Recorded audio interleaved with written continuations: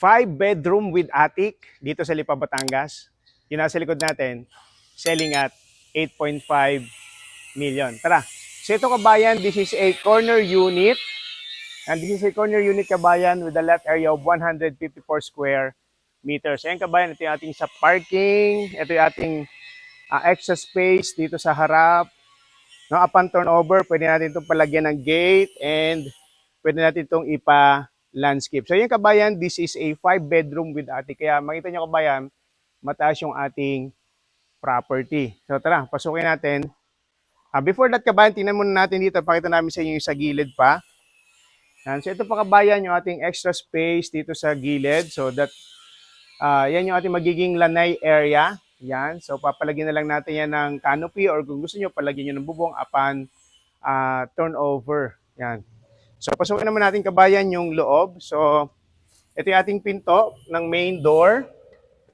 Yan. So this is an open layout kabayan. Kung makita nyo, open layout. Dito yung ating magiging living area. Dito ating magiging dining area. And dito yung ating kitchen area. So simulan natin kabayan sa floors. Ayan yung ating floors kabayan. So tiled na yan.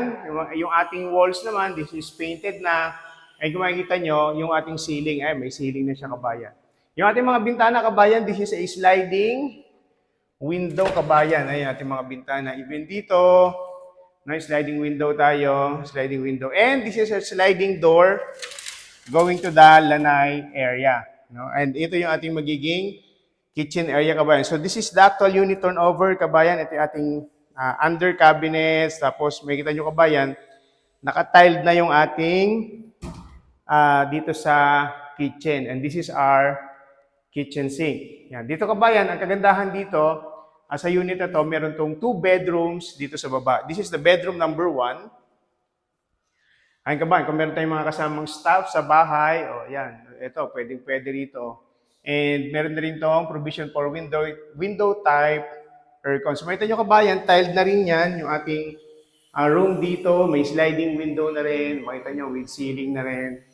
And dito naman sa ilalim ng ating stairs, ito yung pwede natin gawing storage area. Yan. And this is the bedroom number 2. Yan. Kung meron naman tayong mga kasamang elderly kabayan, ito mas malaking unit. So pwede ito kung meron tayong kasamang elderly sa ating paglipat dito sa unit na to. So ito na rin, makita nyo, tiled na rin yan kabayan. Then sliding window, provision for window type aircon. Makita nyo kabayan, with ceiling na rin siya. And ito yung ating common toilet and bath dito sa ground floor. Ayun kabayan. So makikita nyo ay talagang complete unit na to kabayan. Complete package na to kabayan. Yan. So magkaroon tayo ng recap kabayan. So this property is offering at 8.5 million. Ready for occupancy, corner unit with 5 bedrooms and attic. So kabayan, kung interested kayo sa property na to, so pwede kayong magpa-schedule sa amin para ma-assist namin kayo. Tara, akitin naman natin ang taas.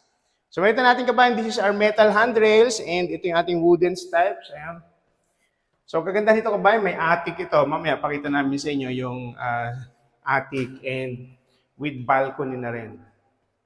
So dito sa second floor, meron tayong 2 bedroom. Ayan, so this is our bedroom number 1. Yan, tiled na rin kabayan yung ating bedroom number 1. Sliding window and provision for window type aircon. And this is our bedroom number 2. Yan kabayan, so halos mirror type lang siya ng ating bedroom number 1 dito sa second floor. Ayan kabayan. And this is our common toilet and bath dito sa second floor. Yan. Okay, let's go. Let's go to the bedroom number 3. So ito ko ba yung ating bedroom number 3? Yan, pwede ito ating maging master's bedroom. So ayun kabayan, may malaking glass panel dito for the free flow of natural light. So ito na rin yung ating sliding window kabayan. Makita nyo, with ceiling na rin, provision for aircon, and may tiles na rin kabayan. So, ang kagandahan dito sa bedroom number 3 or what we can call the master's bedroom, may sarili itong toilet and bath.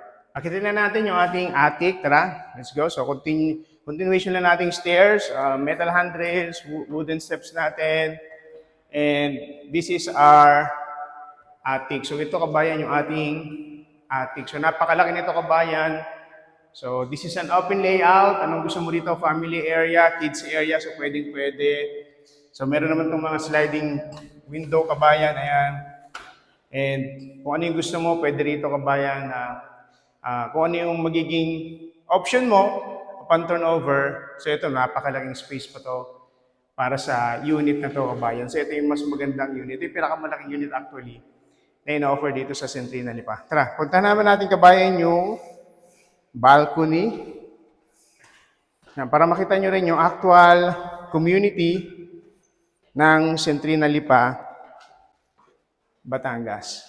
Let's go. So this is our balcony kabayan. So kabayan, this unit is selling at 8.5 million, ready for occupancy. Meron tong 5 bedrooms and attic kabayan with balcony. So makita natin, this is a corner unit and this is ready for occupancy. So kung interested kayo kabayan sa property na to, feel free to inquire, mag-message kayo sa amin ahead of time para ma-assist namin kayo at para mapakita namin sa inyo kung gaano kaganda yung property ina-offer namin dito sa Centrina Lipa City, Batangas. So by the way kabayan, this is Ed Federico, your real estate broker. Thank you!